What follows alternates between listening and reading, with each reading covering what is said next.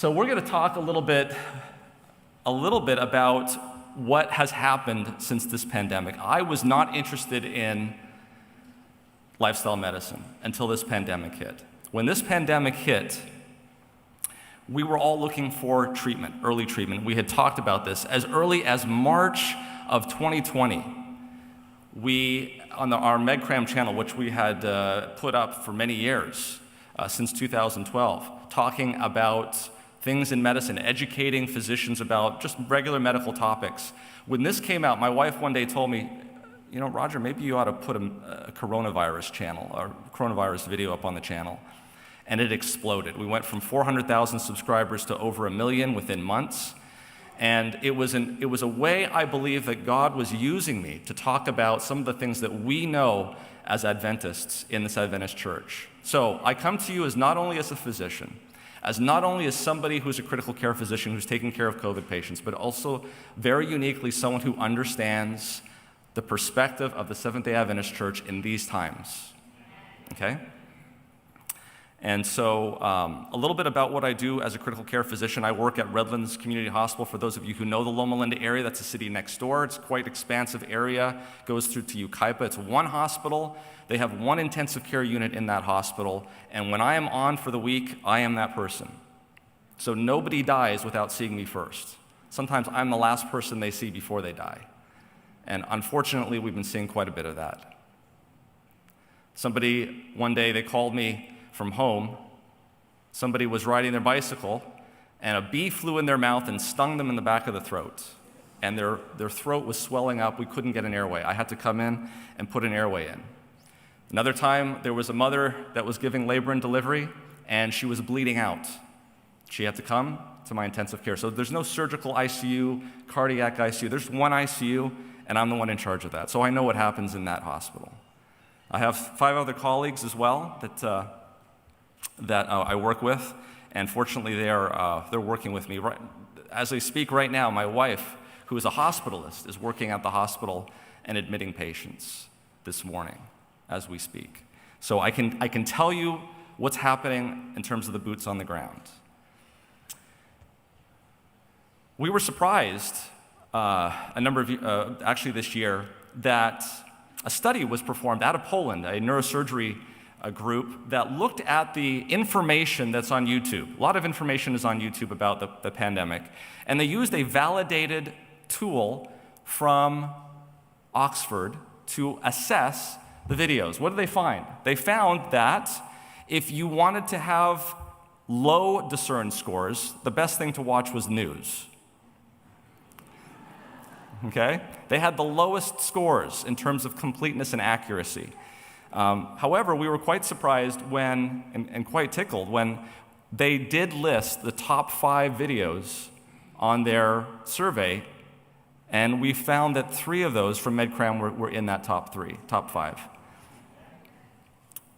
And so I believe God has used this to talk about what I believe we need to do as Seventh-day Adventists with this pandemic. We talk about early treatment with hydroxychloroquine. We talk about early treatment with ivermectin. Folks, when they discuss those things on the news, you could not get ivermectin in the pharmacy. You could not get hydroxychloroquine in the pharmacy. Ellen White says there is a time coming when all the lines of ministry will be through medical ministry. It's time to learn. Okay? Again, I'm coming from a perspective of a Seventh-day Adventist physician who's on the front lines. Just about a year ago or 2, I was able to go to India and talk to our headquarters division there in Hosur about lifestyle medicine.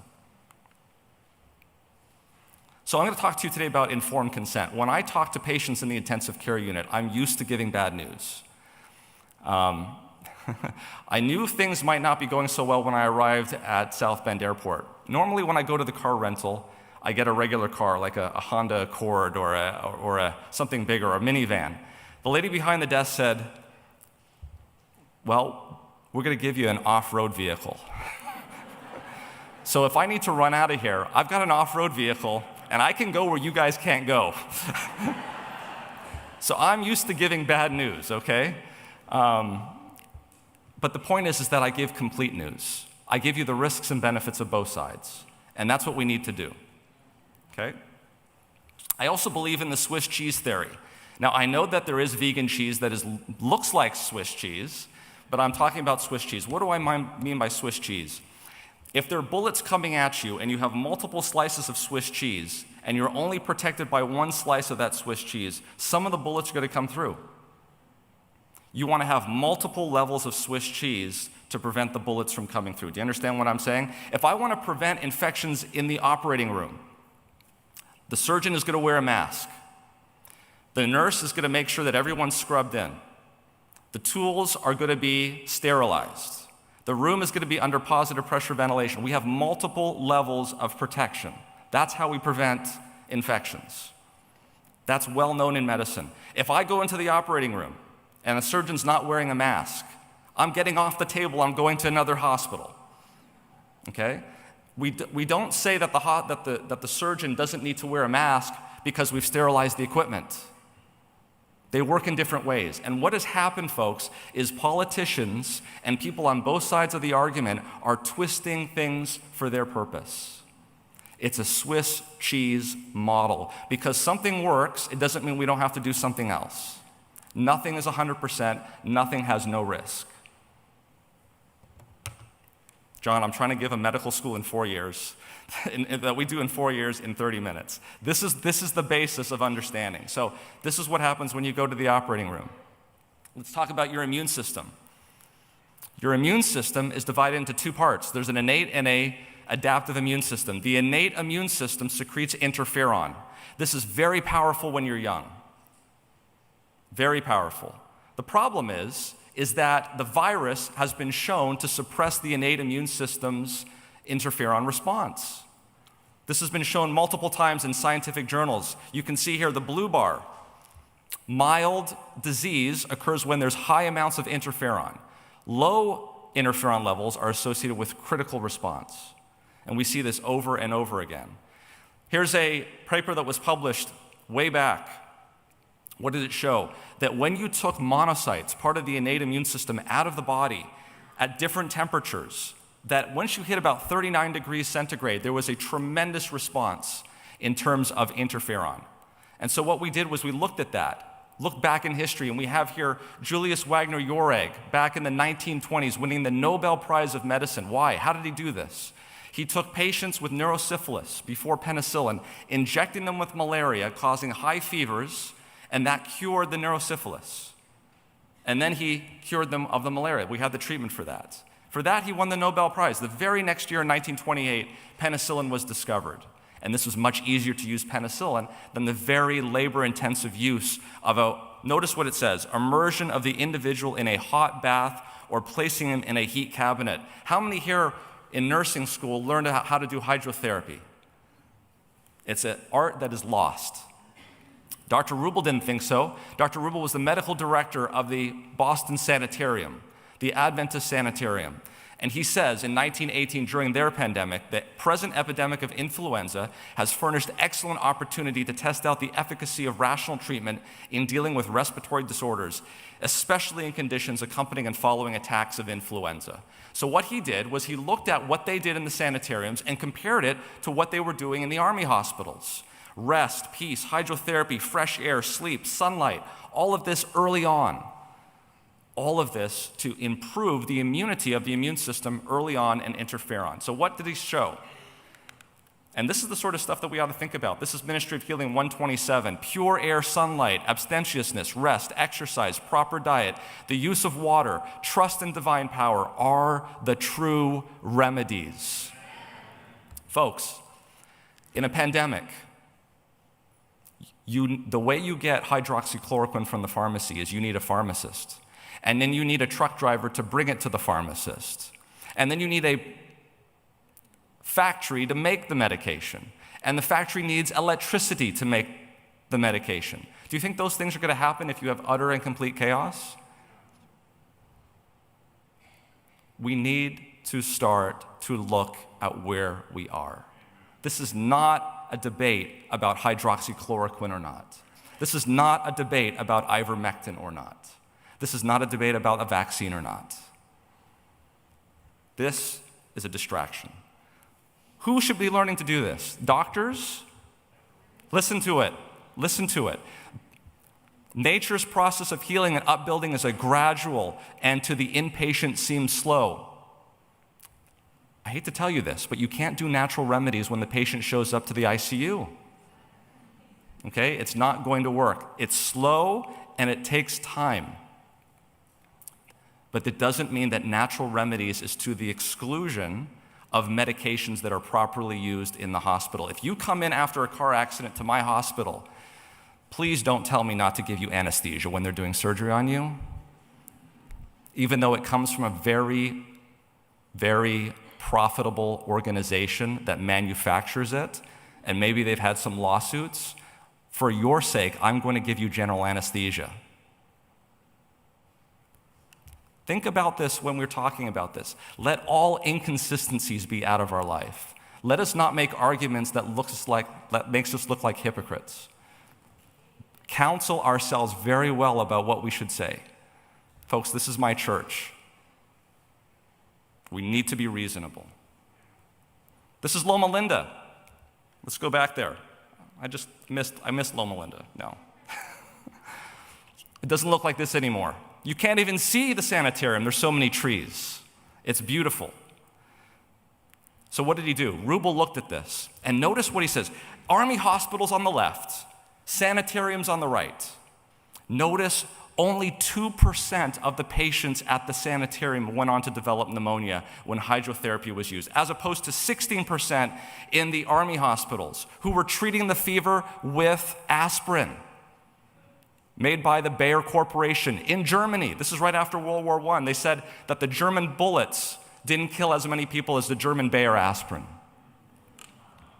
Look at the difference in the infection fatality rates. So there are many things that we can learn to do now to prepare for a possible SARS-CoV-2 infection and for pandemics in the future. Look, the vaccine is going to be useless for the next pandemic. Correct? Okay? So we are focusing on something that I don't believe is material to the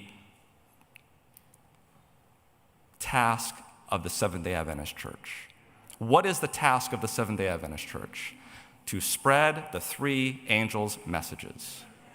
That is the task of the Seventh-day Adventist Church. And Satan will do anything he can to distract us from that task. So, on our MedCram channel, we have showed hydrotherapyathome.com.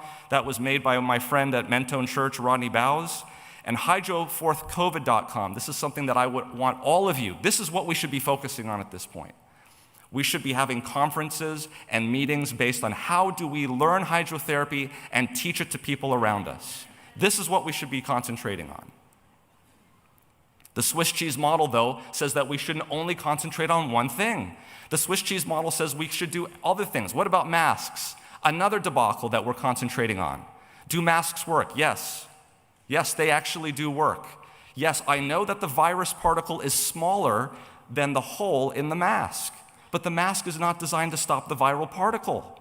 The mask is designed to stop the droplets that the viral particles are in. And for that, it is well done. You can take a look here at these black boxes. It's hard to see, but when you put a mask on, droplets don't come out of the mouth. That's only one way, though, that the virus spreads. So it doesn't work great by itself. The other way it works is by ventilation, opening up the windows.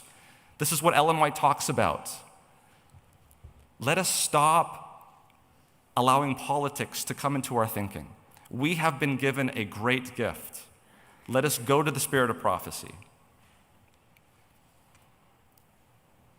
Here's more data about masks. We're running out of time, so we have to move quickly.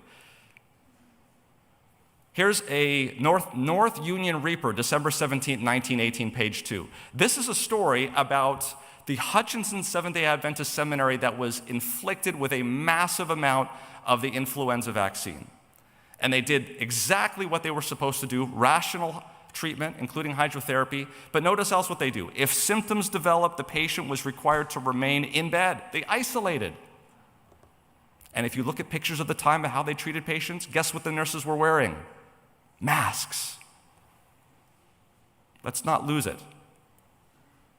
Again, the Swiss cheese. Vaccine. Here we go, right? In Mark chapter 12, verse 13, begins a story where Jesus Christ, in the temple while he's teaching, is accosted by the Herodians and the Pharisees. And they ask him, should we pay taxes to Caesar? Now, this is not a simple question. You have to understand what was going on at the time. The Herodians felt like you must pay taxes to Herod because they were for Rome. And this was a bitter contention. Whereas the Pharisees believed that it was against the law of God to pay taxes to Caesar. Both of them combined forces to try to trick Jesus from doing what his earthly duty was. And what was that earthly duty?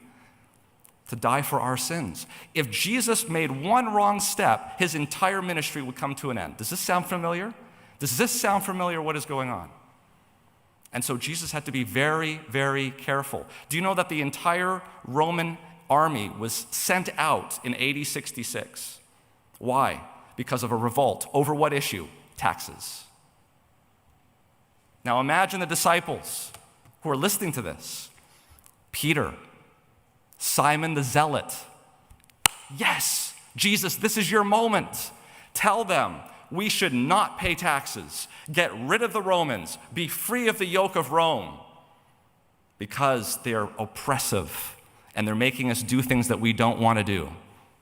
Peter, I think, would be perfectly for that. Simon the Zealot would be absolutely sure. But let's ask Matthew.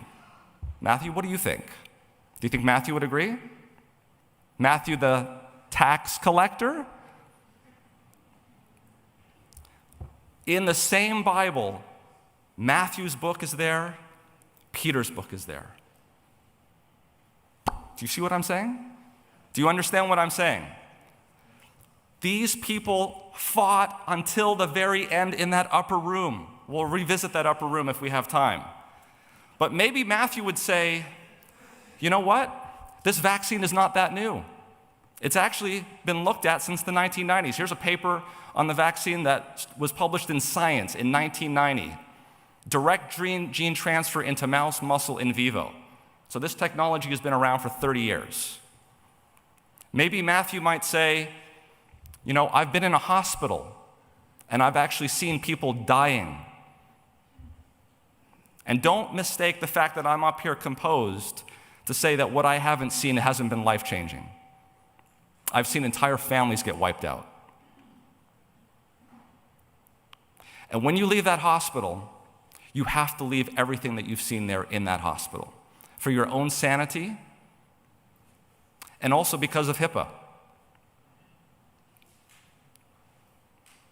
I was just talking to a president of a Adventist institution yesterday, and he told me, you know, one of the greatest things that he would wish he could do is to have people in the Adventist church, or even in the public, rotate through the hospitals to see what the effects of alcohol, tobacco, injurious living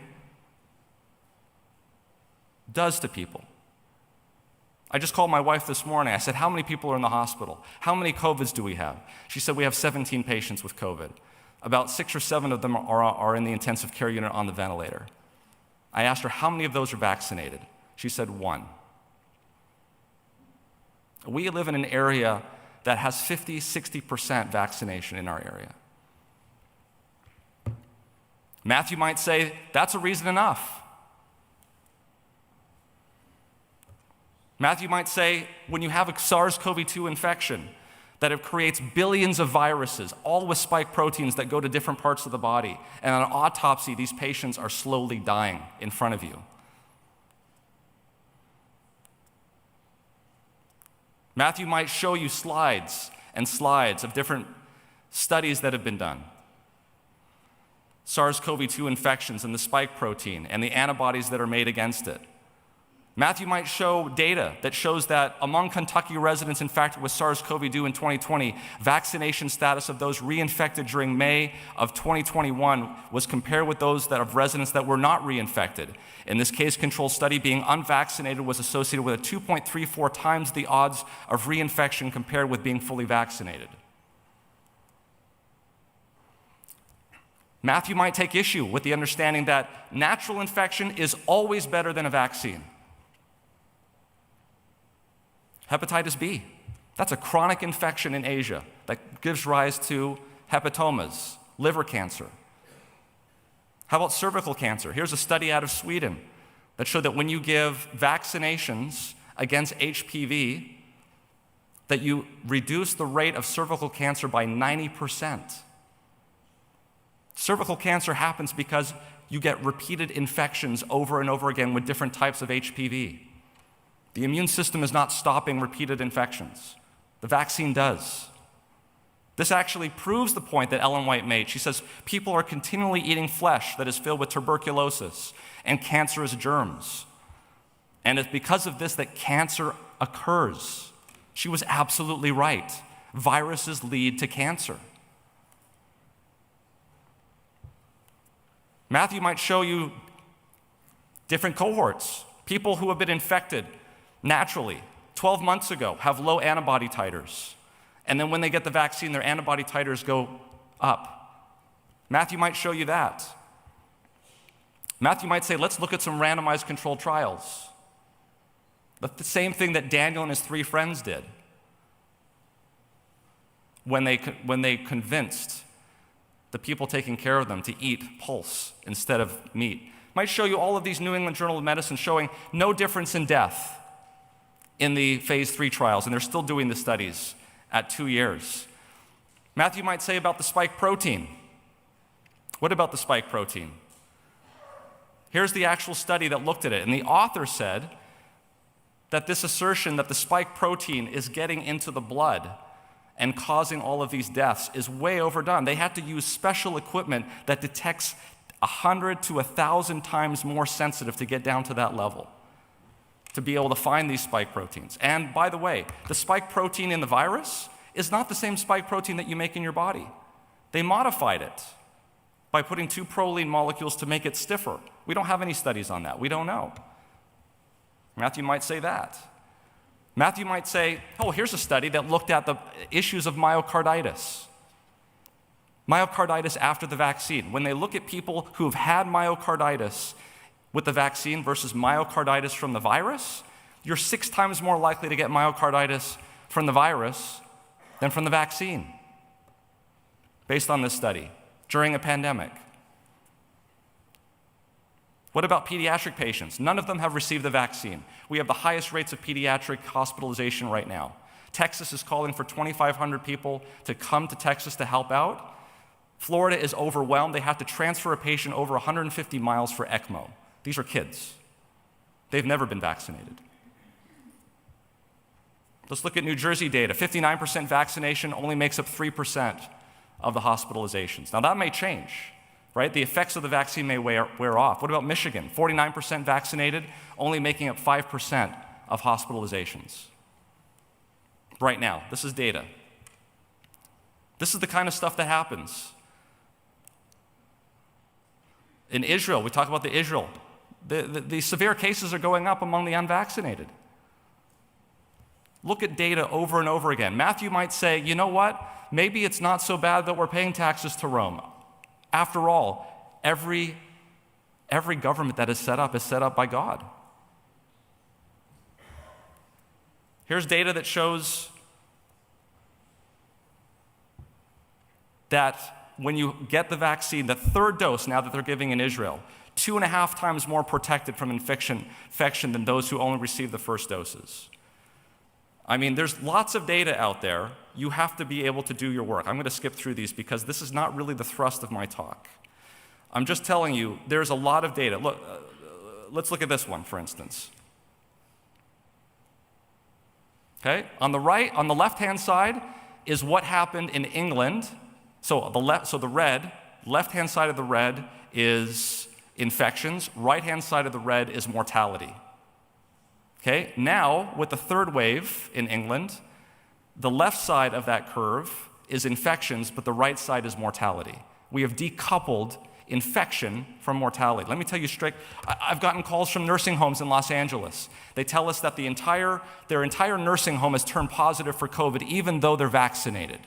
And you gasp at that. But they're sitting back and they don't even realize it. It's just that we're testing them. Instead, before they're all going to the hospital. So you have to understand when people talk to you about what's going on, they manipulate the data. Ask them this, are you talking about cases or are you talking about hospitalizations? That's the key. Because yes, cases are going to go up because the virus has mutated. The question is, are you keeping them out of the hospital? That is the key to understanding, because that's what I care about. I don't want to see people die. I'm not paid by a vaccine company. I'm not getting paid. I simply don't want to see people die in my ICU. That is the motivation for me being here. And the people are dying, I'm telling you. What about fertility? The studies. Matthew could show you studies, study after study. Here's one from the New England Journal of Medicine. No increase in pregnancy loss, spontaneous abortion, neonatal outcomes, preterm birth, small size for gestational age, congenital abnormalities, or neonatal death. All of them at the expected rates. Okay, so Matthew could tell you a lot of things. But I'll tell you, the red meat at that point, when the Pharisees and the Herodians came, was to say, this is your chance. Get rid of the yoke of Rome. But what would that have done to the ministry of Christ? The Herodians would have seized Christ, tried him, and executed him for sedition. And I'm hoping that the body of Christ doesn't make that mistake. What about, is the vaccine causing thousands and thousands of deaths? Huge spike in deaths on the VAERS, correct? Well, let's take a look. Same thing happened back in 2009 when we had the flu epidemic. Same vaccine, but because there was a huge epidemic, there was huge awareness, and so the number of reports went up dramatically. They said, well, we haven't changed anything. What's going on here? So they studied it, and they noticed that, yes, there was a huge amount of reports that went up. You can see there, that's the H1. If you look on Google Trends, there was also a spike in activity on the internet. People are talking about it more. Therefore, you're going to see a spike. People are going to talk about it, they're going to report it. People didn't even know what the VAERS was before this. So when they looked at this, they said the peak in the number of pregnancy reports observed during 2009 to 2010 followed a decrease in reporting, suggests that the 2009 spike in pregnancy reports after 2009 inactivated vaccines may have been due to stimulated reporting. Look at this, huge spike on Google Trends. People become aware of it. And not only that, but the rules changed at the peak. Before, you reported it if you felt there was a connection. Now what do they say? They say that even if the provider does not think the vaccine caused that event, they need to report it. So the rules changed. So just showing you a graphic doesn't tell you the whole story. Let's do this. Let's just look at this by the numbers. I think this is instructional. The death rate. 870 people die in this country out of 100,000 every year. Okay, just by random. So if we look at how fast we did the vaccination and how many people they were, and when we checked it, we come up with 869.7 dead people in 100,000, multiplied by 166 million vaccine people in one campaign, multiplied by the average length of the vaccine that they've been on it, 3.5 months, and we come up with that just by chance, everybody that's been vaccinated, there should be at least 421,000 people dead that have had the vaccine, even if we just injected them with saline. That's how many people, just based on statistics, should be dead by now. And it's even worse than that, because most of the people that we vaccinated were older people that have a higher death rate. And most of them were vaccinated at the beginning, so they've been vaccinated for longer. This is just epidemiological stuff, folks. And so this spike is actually way underreported. Okay, well, what about the fact that all of these are at the beginning? Well, if somebody dies after a vaccine a month later, you might remember it. If someone does it within 2 weeks, you're going to remember it more. If someone dies the next day, you're definitely going to report that, correct? Could that explain perhaps what we're seeing? Folks, a lot of stuff is being thrown at you. You guys are not medically trained to look at this stuff. But I'm telling you, it's a lot of information. Be very careful. Be very careful. This is the part I want to get to. Is taking a vaccine mean that I lack faith? Psalms 91, thou shalt not be afraid by the terror by night or for the arrow that flieth by day. This is exactly the same chapter of the Bible that Satan used on Jesus Christ when he was on the Temple Mount. He said, jump off. And what did Jesus say back to him? He said, thou shalt not put the Lord thy God to the test. Correct? Faith versus presumption. What about Lazarus being raised from the dead? Three things have to happen for Lazarus to be raised from the dead. Number one, the stone had to be rolled away. Number two, Christ had to raise him from the dead. Number three, the bandages had to be cut off. Those things that man could do, man was given with. Listen to Desire of Ages 5:35. Christ could have commanded the stone to remove, and it would have obeyed his voice. He could have bidden the angels who were close by his side to do this. At his bidding, invisible hands would have removed the stone, but it was to be taken away by human hands. Thus, Christ would show that humanity is to cooperate with divinity. What human power can do, divine power is not summoned to do. So it does not mean that you lack faith. I want to wrap this up because we're coming to the end. And I've got my truck running. Okay? Conscience. We're talking today about conscience. Listen to what Ellen White says in MCP page 323. But one says, my conscience does not condemn me in not keeping the commandments of God. But in the Word of God, we read that there are good and bad consciences. Think about this. The Pharisees had a conscience that it was illegal to pay the tithe to Rome. And that is how they tricked Christ. Take your conscience to the Word of God and see if your life and character are in accordance with the standard of righteousness that God has revealed there. Ellen G. White, this is a letter from her son to another person. The testimony strongly condemned the use of quinine. She strongly condemns the use of quinine, but yet there was a missionary in Australia who could have saved his son's life when he had malaria and did not do it, and the son died. And he asked Ellen White, would I have sinned to do it? And what did she say? No!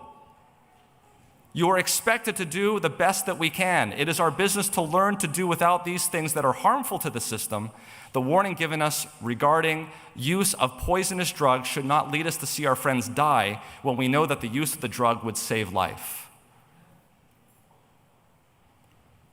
Ellen White herself was vaccinated.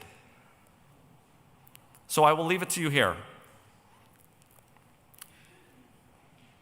Lots of lovely things I could tell you here. And I've got the truck running, don't worry. Our work is not to make a raid on the government, but to prepare a people to stand in the great day of the Lord. The fewer attacks we make on authorities and powers, the more work we will do for God. Let Seventh-day Adventists do nothing that will mark them as lawless and disobedient. Let them keep all consistency out of their lives.